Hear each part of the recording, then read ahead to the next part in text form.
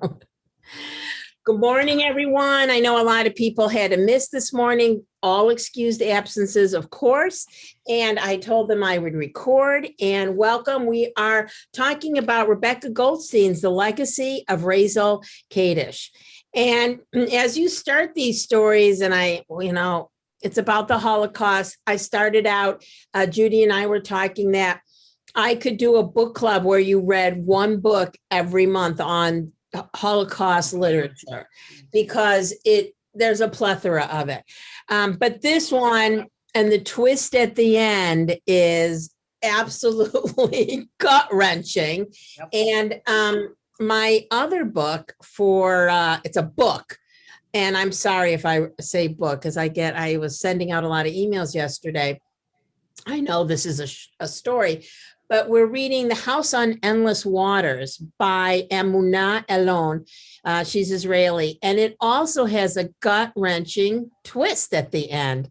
And both of these are fiction. And we'll get to discuss what we think and could this happen. But first, a little bit about Rebecca Neuberger Goldstein. She grew up in White Plains. My sister-in-law lives there. I'm going to have to ask if she knows her, because the other White Plains other Jewish claim to fame is Matityahu. He's a Jewish rapper, and he became very religious. But when he was Matt Miller, he carpooled with my nieces and nephews. Anyway, she graduated from Barnard College, receiving the Montague Prize for Excellence in Philosophy. Oh, that makes sense. And immediately went on to graduate work at Princeton, receiving her PhD in philosophy. After earning her PhD, she returned to her alma mater, where she taught courses in philosophy of science and philosophy of mind and philosophy of mathematics. It was sometime during her tenure at Barnard that she used a summer vacation to write her first novel, The Mind-Body Problem. More novels followed: The Late Summer Passion of a Woman of Mind, The Dark Sister, and Mazel, which received the 1995 National Jewish Book Award. She's become increasingly interested not only in the arguments that philosophers construct, but also in the person behind the arguments, and particularly the individually variable core intuitions brought to bear in philosophical thinking. One of the most interesting questions you can ask of anyone who holds philosophical convictions, in other words, of any of us, is what is the last of your beliefs that you would be prepared to give up in the face of a recalcitrant experience? Yikes. Wow. What is the belief that lies most close to your core? The new focus shaped the next two books: Incompleteness, The Proof and Paradox of Kurt Gödel, and Betraying Spinoza, the renegade Jew who gave us modernity. Her latest novel, 36 Arguments for the Existence of God, a work of fiction. Oh my God, I read that. Was published in 2010. It's a very difficult book, very philosophical, but very interesting. She was awarded the National Humanities Medal by President Obama. She has she's gotten a lot of kudos for this. And now I want to show you what she looks like, because I always just find that interesting. They're getting, younger and younger as we get towards the end of the book. So, Vanessa, can I just say something? Sure. Yeah, I knew of her from Barnard is my alma mater, and I knew her. I knew of her. She was she's younger than I am, but she's been in like the alma mater newsletters and magazines, the Barnard Alumni magazine. So anyway, I just wanted to say that. Yeah. All right. Pretty cool. Could you define recalcitrant? I don't know the word. Recalcitrant, reluctantly. Does anyone else? Isn't there a quality of stubbornness with recalcitrant? Yes. stubborn. Yeah. You associate it with like a bull. Having an obstinately uncooperative attitude toward authority or discipline. It's very much like a 2-year-old. They say a class of recalcitrant 15-year-olds. Listen, I think it has to have some intention. You know, a 2-year-old, they're two. Right. But a recalcitrant 15-year-old, Yeah, that works. Purposeful. yeah, that ain't good. The other thing that I thought, this all took place at Buchenwald, and just a quick, so it's in Germany, and having done some Holocaust studies, it was a work camp. And the death camps, Treblinka and Auschwitz, those were all in Poland. Right. And but here is, Buchenwald, and there were still, plenty of people died. The Germans, worked them to the bone, and in many of the places worked out how many calories they could survive on, and then give them less, not, enough calories so they would eventually die. So tell me what you thought of the story, what you thought of the relationship. Any opening comments? Elaine, go ahead. And then Ellen. Okay, I know a couple children of Holocaust survivors, and they are very different than, say, I am. And I think that we are, the parents of our Holocaust survivor is definitely carrying a tremendous burden. And I think in this case, I thought the story was interesting, and I was not aware of the twist when it came at the end. But I think to think about that burden all your life, we talk about, David and I talk about when we're driving, like I drive from my house in Highland Park to Evanston on Saturdays, and there's tons of bikers on the road, and they like challenge you.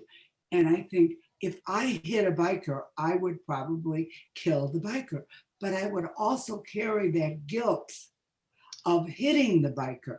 And I think that is what the story is about the guilt of surviving. And, we've often talked about that. I thought it was an interesting story. Yeah.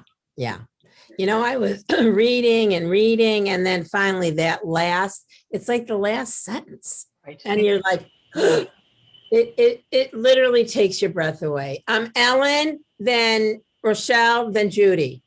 Well, before I start, I just have to comment. I think this is the very first author that we've read in this short story class who was younger than I am, which is quite a testament to how old we're getting. When you just announced her age, I think I looked it up while you were giving us her biography. I'm shocked. Okay. I thought the story, as Elaine said, I think that children of Holocaust survivors are in a very, unique position, and often have a situation where their parents have not been totally open with them, and so they're kind of in the dark, and they're always curious about things their parents won't talk about. So as I read the whole story, I was feeling very sorry for the daughter. She really did not have a good relationship with her mother, and the mother's talking, wanted her to have this moral compass, and put all this stuff into her, which made her, I think, love philosophy so much. But then that last kick at the end really kind of explained the whole thing. I think that at least our human nature would make us feel that she would be, I understand the guilt in being a survivor, but wanting to impart as much love as she could into the daughter, which I think was lacking. But then when you read the kicker and you realize how much guilt she had to have felt her entire life, and obviously never dealt with it in any meaningful way that was going to have, let her come to some, understanding with it. And I think that the mother and the father's relationship, because they were in different places, was so different. The question I wanted to ask was, did the father know the kicker, or did she keep it to herself her whole life? No. We'll never know. I don't think we'll know, but if I had to guess, I'm going to say no. No, I would agree. I would say no too. Okay, Rochelle, Judy, then Sandy. Oh, I was just going to say that this story took it a step further than having a bicycle accident where you kill somebody, because she did it deliberately. I mean, she knew sad and horrible, but it wasn't an accident. She did it deliberately. And also, the father was such a sad case too, because you never got to know him. All you ever heard was that he had a sad face. And this girl grew up in this kind of a house where the mother was trying to dominate her. And it was a very tragic story, I thought, because I think that the daughter just wound up having such guilt. She loved her mother, but she also hated her for so many reasons. And her childhood was not a good one. I mean, it was ruined by her mother's domineering ways and her philosophies, which I didn't quite get, to tell you the truth. And then the sadness of her father. So it was a really tragic story, but the ending, I think, threw all of us. Yeah, definitely. Okay, Judy, and then Sandy. Well, I will tell you that from the first sentence, I knew why she had named her daughter that. Because my great-grandfather, when he would talk about World War II, he talked about the profoundness of it and what it had done to the people who survived it. And that was really the only things he would talk about. He wouldn't talk about some atrocities, but he talked about the impact that it left on the people who survived.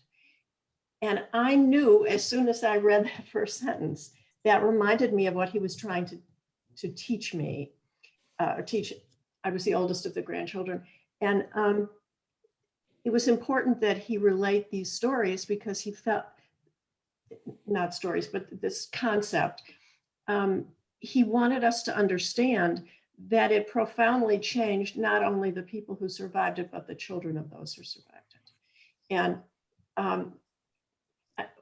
one thing that did bother me, because I felt it all along, the one thing that did bother me was that toward the end, she's talking about her anger with her mother, and she realizes she can't be angry with her mother because her mother's already survived so much anger and hate.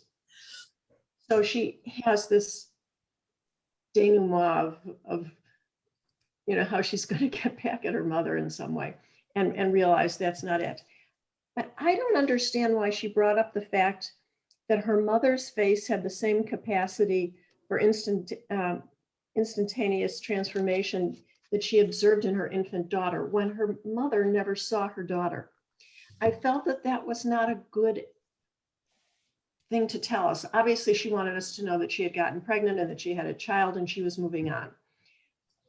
But her mother never saw the child. So to make that comparison, I found very odd. That bothered me in the story. But I liked it, because it's like, even though she's not named after anyone in their family, and she's got her daughter, the mom died, so she has the grandma's name. yes, That it's continuing that, the family. so it was important for her to bring that up in that regard. I think so. Yeah, I think that's a valid point for sure. It was a very emotional story. Yeah. I'm Sandy Kaminsky. Yeah. I don't know why, but I felt she was the informer. I felt that in the beginning of the story. I didn't know why I felt it. So it wasn't such a shock to me at the end. Also, I read that, maybe I came in a few minutes late this morning, so I don't know if you discussed that Goldstein teaches philosophy. And there We was so did. much philosophy in this. And there was so much, it was overwhelming to me in a short story. And sometimes I had to read a sentence 3 times before I felt I could even absorb it. And sometimes even after the 3rd reading, which I read out loud, I still didn't get it. I wasn't a very good student in my philosophy class. I remember I got a B, and I really felt some of it was over my head, but I thought it was a good story. And of course, that is typical of people who survived, because they often stole each other's bread. They would, and others would give their bread to other younger children and things like that. People were forced into making life-saving decisions during those camps. Her latest novel, I had said before, was 36 Arguments for the Existence of God, a work of fiction. And if you want philosophy that you have to read 2 or 3 times, that's the book for you. It's a Not for me. yeah. I can't remember why I read it, because it's not up my, it's not my forte. But I don't know. Maybe I had to read it for something. Anyway, continuing on. So on page 286, I knew what no child should ever know, that my mother had had me for some definite reason, and that she would always see me in terms of this reason. I sensed this in my mother, and I hated her for it. What was Rose's mother's reason for having her? To, Go ahead, Elaine. to continue on with life, I think. I mean, it's that was obvious. And why the daughter hated the mother for that. I think again that people are very formed by their experiences, and we cannot be who we are not. And I think we have to, it's hard for us who have really had a very privileged lives to put ourselves in the mother's shoes. I mean, I think we can read 1,000 books and still not understand what they went through. And when someone said it was a deliberate act, yes, it was. But the gene to survive is so strong. And in some people it's strong, and some people it's not. And obviously the mother's gene was very strong, but she suffered all her life because of what she did. Judy, and then Ellen. I think the mother's purpose with her daughter, as she saw it, was to raise a child that wouldn't do what she did. And her whole psychology of you give up everything for those around you, and to make sure that there's peace at all costs. She wanted a daughter who was not going to be like her. And can you imagine the difficulty in trying to raise a child who's angry at you for espousing this concept that is odd if you don't understand the source of the problem. Marilyn? I think that Marta suffered guilt, so much guilt throughout the entire story. How could she not? And by giving birth to Rose, to Rachel, she then felt that she gave life, that she brought life back. Life was taken, but life was now given. And so I think there's a connection there. I think that was to help her. Oh, looked out the window. I thought it was pouring. There's a truck. Sorry for the noise. But that's what my belief was, that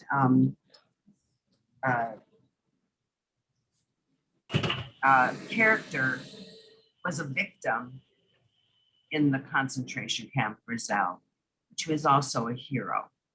And the guilt never left Marta. How could it? Until she finally, at the very end, tells her daughter the connection and the truth. And that thread, I don't know. I mean, if anybody ever did anything that they felt guilty about, it's very hard to live with that. I can't imagine it. This is from Shoah survivors and second generation in American Jewish writing, Bernard Malamud, Rebecca Goldstein, Thane Rosenbaum, by Catherine Hezer. She becomes very angry and believes that her mother brought her into the world for the sole purpose of resurrecting Rezel Kaidish and propagating her moral rectitude. And as except for Sandy, who said she could see it, we were so surprised. Can you imagine, if that had happened in real time, the mother telling her and the daughter having lived with this and being named for this person? It's like passing the guilt on. Merle, then Rochelle. Okay, I agree that this was a story of extreme survivor's guilt. But I think the reason that she named her daughter Rose Razel was really for two reasons. One being to honor Razel for being such a brave and wonderful girl, and two, to punish herself for the sin of causing her death. So having this child named Rose, she will never forget what she did, and she will punish herself for the rest of her life for doing it. And why did she do it? To get the kitchen job. And I was thinking about what are the perks of a kitchen job? Maybe you can steal a little food. Maybe you can end that terrible hunger, that gnawing hunger that's in your body all the time. So it's a very complex reason why she named her child Rose Razel. Yeah, I agree. Sandy. Oh, no, Rochelle and then Sandy. Oh, I'm going to agree. My first feeling was what an honor it was for her to name her daughter after somebody that she cared so much about that perished in the Holocaust. So I just thought it was interesting, our first takes on it. Some people got it, and I didn't have a clue that this was going to be the end of the story. And I just thought I started out thinking what a beautiful tribute to it was. And in a way it was. I mean, even though the reason for it was obviously different, but I just wanted to tell my feeling about the original, the beginning of the story. You're right. At the beginning, you're like, oh, that, and it's not as if she didn't have other members of the family to name after, because Right. the whole family had gone in the Holocaust. So maybe that's, your first inkling. Sandy. I think the reason I felt that guilt in her in the beginning was because, having lived in Israel, in our village, when we bought the farm, there were 68 families, and they were from about 37 different countries. And as soon as you moved in, each neighbor would take you aside and tell you the history of other neighbors. Everyone knew how the people got there. And many of them were survivors. And one of the first things was about the man directly across from us. I lived across from him for 10 years. He was so mean and so unpleasant. And the other neighbors told me that he beat his oldest son. He beat him almost daily. And the whole village knew it. And it turned out he had been a capo. Ugh. And Can you explain, Sandy, what that is? a capo is someone who worked in the concentration camps as the person who threw the bodies in the ovens. And they were Jewish. Yes, they were Jewish. And they got, by agreeing to take this job, they maybe got more food and they got to live. And when they got weak enough, they were destroyed too. And other people, men actually wanted that job because you could survive a little longer. But can you imagine the guilt? No. And so all over Israel, you have people that did things that they're not proud of because that was how they survived. So something about the way that mother was so self-righteous, so demanding, I felt right away that she was the informer. Interesting, very interesting. Why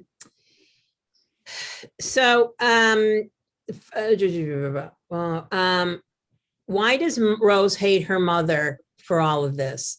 The daughter suffers from the rigidity of her mother's behavior, however, and feels resentment towards her. On page 285, the object of so much attention of all the pedagogical theorizing, the fights in the night, I felt ignored, unloved, of no significance.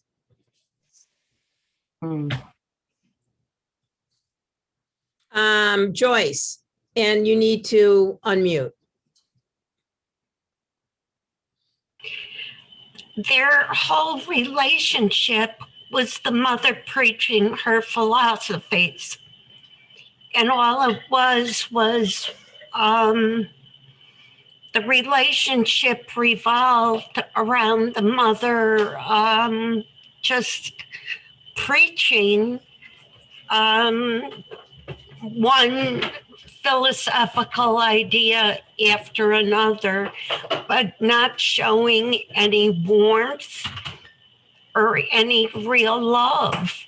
And just an aside, I didn't know that many Holocaust survivors, but those that I did know really were very reticent to talk about their experiences. And this story, therefore, was such an antithesis for me of the mother talking, it seemed to me, on a daily basis about the daily occurrences to her daughter, about the occurrences in the camps and what happened. And it was almost like, instead of talking about what was happening on a daily basis, how the daughter should survive in the real world of today or then, she was talking about what happened then. And the daughter had no basis of how to survive the real world. But it was always, as she said, her dreams were always of the camps. And it was a false world. She not only said that, she said she couldn't remember what her mother looked like. She couldn't remember what her father looked like, but my images of the camp were vivid and detailed. The pink rosebuds on my wallpaper were not as real to me as the gray and drab green of the barracks, the brown of the mud. It seemed to me that I knew the feel through decaying shoes of the sharp stones in the main square, the sight twice daily of the terrifying roll call. So you absolutely, that was, she saw that most vividly. I think the mother, not just through her philosophical preachings, but did the daughter such a disservice, not only by not showing her love and warmth and all of that, what a mother typically does, but painted such a dark and bleak picture for her. She was shrouding her in darkness. Yeah. I think in 2021, we realized these people had PTSD. And I think I've talked about Howard Reich, who was he's the former musician, critic of the Tribune, but his mother, as she slipped into dementia, was finally diagnosed with PTSD. She was a Holocaust survivor. And, Sandy, you said all over Israel, but all over Skokie. I mean, we know these people. Excuse. And so it's, now we know a little bit how to help them, but certainly back then it would be very difficult. Evie, and you need to unmute. Yeah, as an only child of an only survivor, I've always been afraid of anger. I never expressed anger growing up. It was, and even now as an older adult, it's very difficult to me to express strong opinions. And I think I was always in a very protective mode of both. My mother was not a survivor, but she certainly was married to one. And I almost felt that I echoed their philosophies, whatever. My mother's philosophies were very strong. My father was very quiet. He never, ever expressed anger or I remember we never had a car growing up, but I remember when I first, was working and bought my first car, and it was a Volkswagen, and people said, "How could your father allow you to buy a Volkswagen?" Well, it was never an issue. I mean, there was never expressed anger or expressed resentment. I think he was very unusual, but I always felt that I almost always described myself as the easel behind a picture frame, trying to preserve their identity and their strength, and never really came into my own as far as a younger person expressing my views. And I think, looking back now, I see, what a disservice they did not intend to do by any means. I always felt very, very loved, and was a miracle child because my father was in his mid 50s and my mother was, close to 40 when I was born. So listening to this story, I had a lot of impatience with all the philosophy and all the anger that she was able to express toward her mother. I just never felt that freedom. And maybe that's for better, but I still have this need to preserve the image that maybe they wanted me to have of them. Maybe this, at the same time, her anger makes her feel like betraying her mother to her enemies. And maybe this is part of what you were saying on page 285. Mine was an anger, also angry at itself. Hadn't she suffered enough? Shouldn't I try to do everything to make it up to her? By hating her, I joined the ranks of her enemies. I allied myself with her murderers. And so anger is a very complex emotion. And I think I can, I'm sure there was so much going on, Evie, in your family, older parents. I have found older parents tend to be overprotective, and I'm certain in your case. And it's just fascinating to see how their relationship, progressed, or what's portrayed in this story. I mean, it is a story. Marilyn. You spoke so beautifully, Evie, and described your feelings. And it's almost as if I'm reading another story when I hear yours.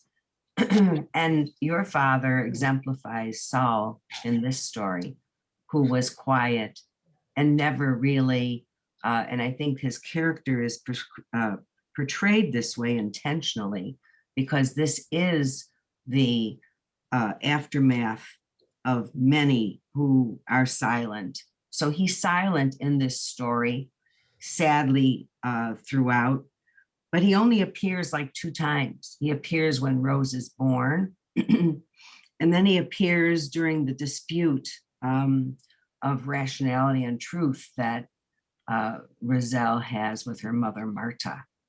So I also feel that after that dispute, she yells at Rose and says, "You don't deserve to be named after Roselle."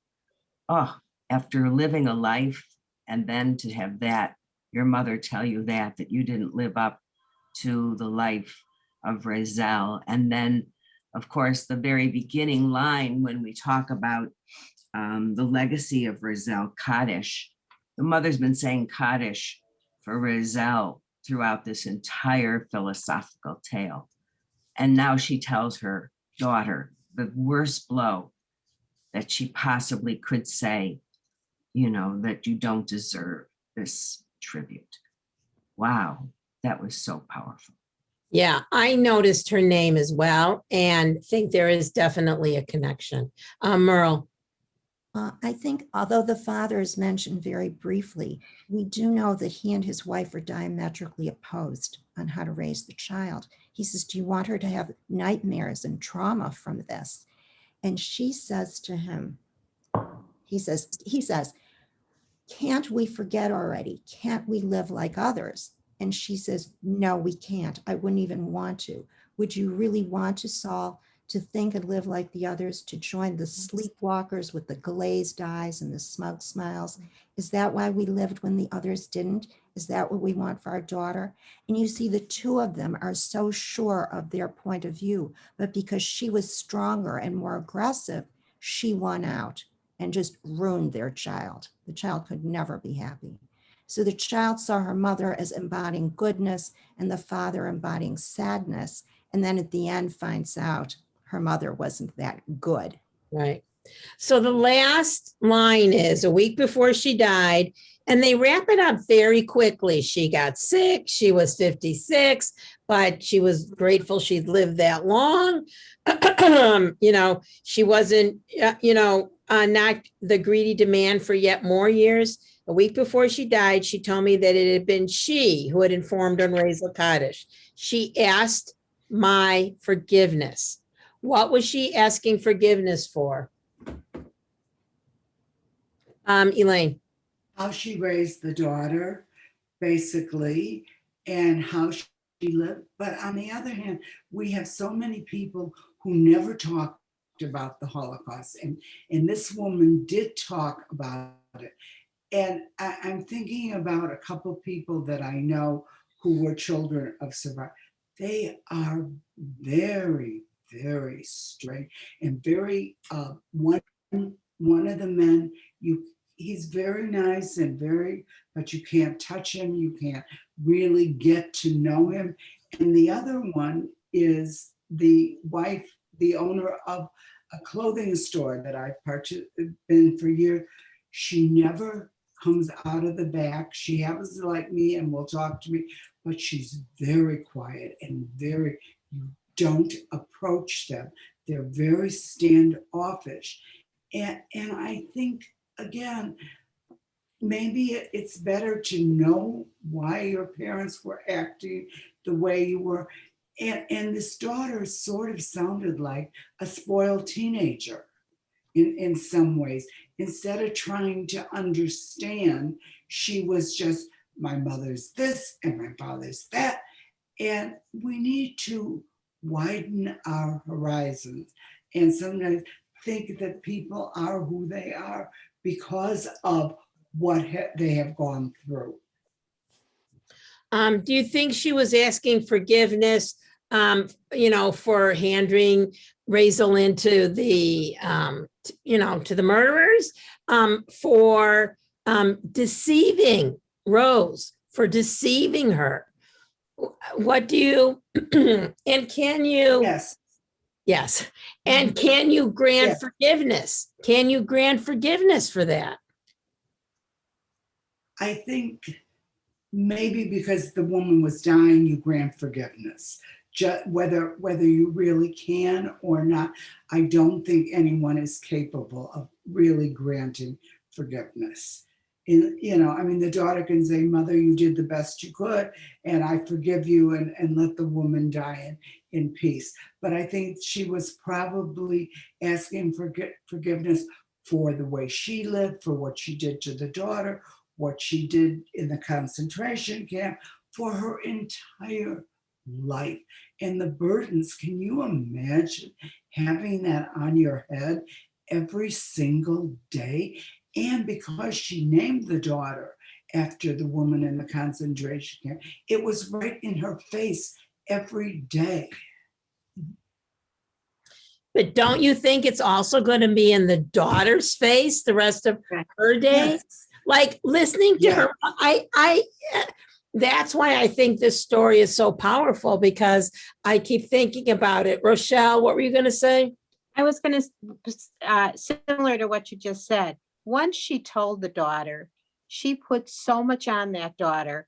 Now she has to live the rest of her life knowing what her mother did. Yeah. And I think I thought initially the forgiveness was for what she did when she informed. And also to know that you have the name of the person that your mother informed on. I don't think that was a gift to her. I think in the end, the mother, my feeling is that she probably never should have told her what she did, because what burden now her life is different. It was difficult before. Now I think it's going to be even more difficult for her to live with that. Interesting. Abby and then Judy. I think that a lot of the current thought on forgiveness is you're forgiving for yourself, and for her to ask for forgiveness, and the daughters maybe giving forgiveness, maybe takes a little bit of that onus off of her, and kind of maybe can lighten her up a little bit. I know with other things, when you forgive people, when you're holding on to things, you feel so squashed. It's such a heavy part of you that you need to forgive for you as opposed to for the other person. You don't forget what they did. It's still there. It doesn't diminish it, but it kind of lifts that burden from the forgiver a little bit. Yeah. Judy. I struggled with, was it a gift or a curse to tell Rose what the mother had done? In other words, was it a gift for her to say, look, I'm purging myself, I'm telling you what I did, and this is what has affected your life, and I apologize. If I'm making up these words because they're not in the story, but maybe that was the motivation of the mother. Or was the mother hurting her even more, knowing that she'd have to live with knowing her mother had killed the person she was named after? I struggled with that. And I wonder if anyone else knew. The Debt was on last night, and it's an old movie with Helen Mirren.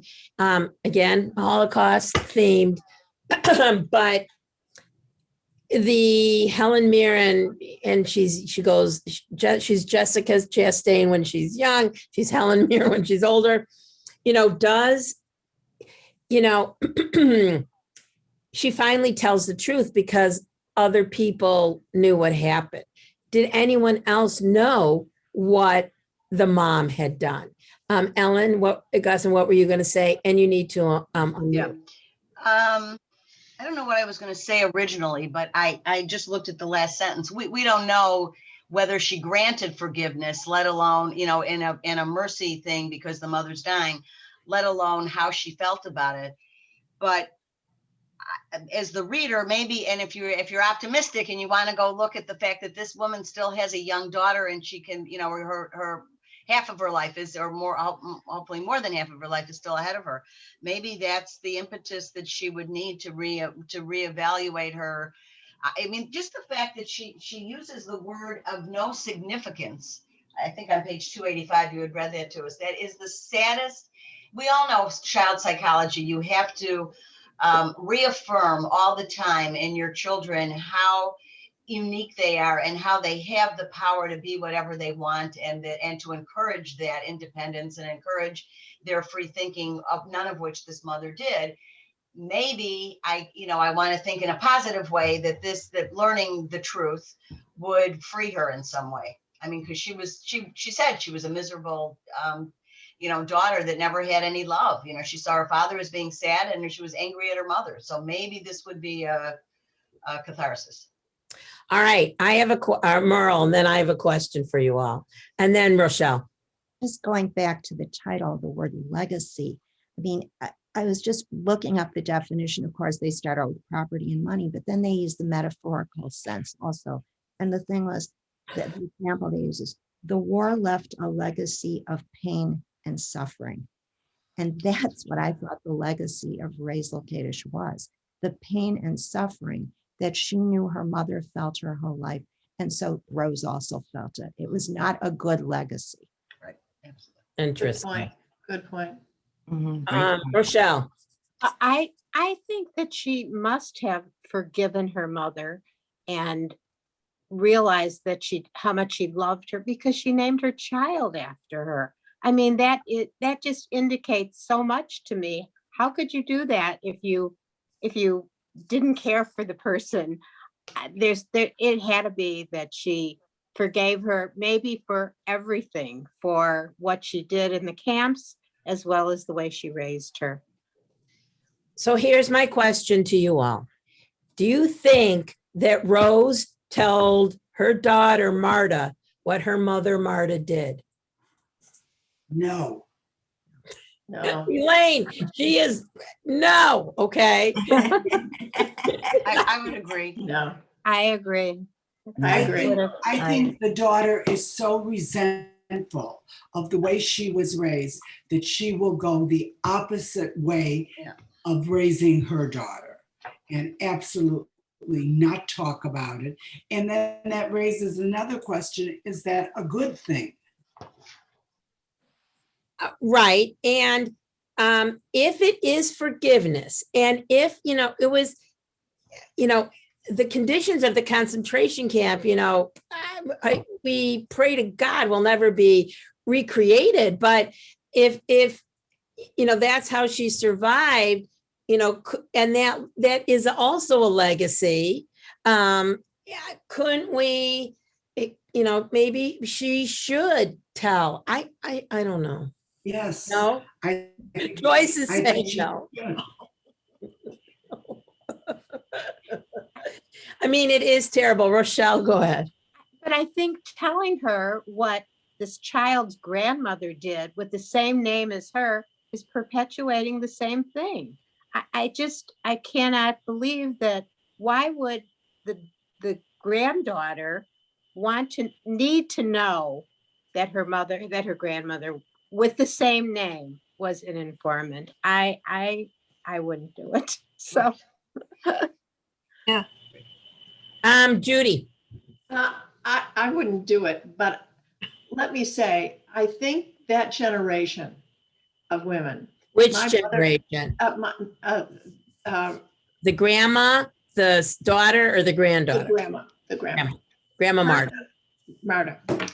Her generation never spoke about anything. My mother, I wouldn't have known that women had periods unless I had read it. My mother never discussed a thing. And when I couldn't get pregnant at first, my mother said, "Are you sure you're doing it right, dear?" I mean, I have to say that this not discussing things is not always good. While it's a sad thing and a bad thing and an unfortunate thing, it really helps the lest we forget concept if we teach our children what really happened. And it was the reluctance of teaching from that generation. My grandfather would have never told one story of what happened there. No. So, but it's that lack that frightens us because now there are people who don't believe. So I wouldn't tell, but I think there should be a way of doing it. But you can tell about the Holocaust without being so specific about yes, her. Yes, her absolutely. I mean, yes, correct. I don't know, Merle. Well, Rose says in her own words, I wish I were in a family where the parents were happy and frivolous and not people who had numbers stamped on their arms. So I think for her own child, she may have given her a very happy childhood. And then when that girl was older and went to college, she could learn about the Holocaust and not be in denial that nothing bad ever happened. There's timing. Timing is important. I have many friends who are children of survivors, and it's very hard to live up to what you think or you imagine or the stories of your parents. And I think by naming some of it, it it takes the horror out of it, and children who are very young can process that. And we live in a state where you have to teach the Holocaust, and a lot of survivors brought that law to our lawmakers, and I think it's an important thing.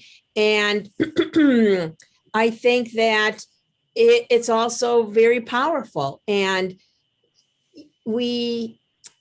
our kids see the terrible things on the news. They watch movies that are terribly, terribly violent. And, occasionally, all the years I was principal, running the school, some people would say, oh, my child can't see that. But they let them, watch these terrible, terrible, violent movies. So I believe that naming it in an age appropriate way is very important. And I'm trying to think about, like, if my mother had done that, would I tell my daughter? So I find that's a good question, Evie, and you're muted. I agree with what you just said. Growing up in an era where it was never discussed, and this was going through a Jewish day school, never hearing about the Holocaust and having my family, I just felt so stigmatized and didn't know why, and nobody understood, and I didn't have anybody to talk to. And when Yom HaShoah just became a thing, maybe in the 60s or whatever, I resented this. It became this whole big thing that everybody was observing. But I said, but they don't have a direct connection, and they didn't understand. I mean, it took me a long time to be able to acknowledge that as a day of remembrance.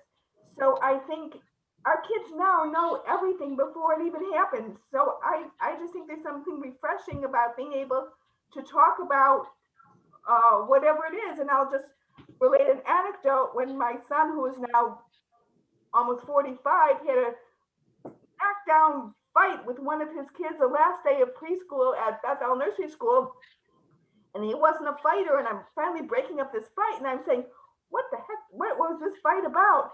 And the two boys were fighting because they were playing house, and they both wanted to be the ex-husband.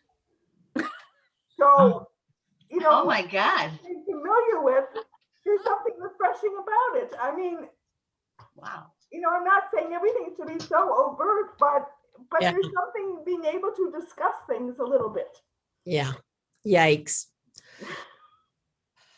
Yes, from the mouth of babes, we get a lot of different things. Well, I think this was a great story. Evie, thank you for sharing with us. It's what we share with one another is really the biggest part of this group. We meet again on June 2nd for Midrash on Happiness, which Judy read last night and says is excellent.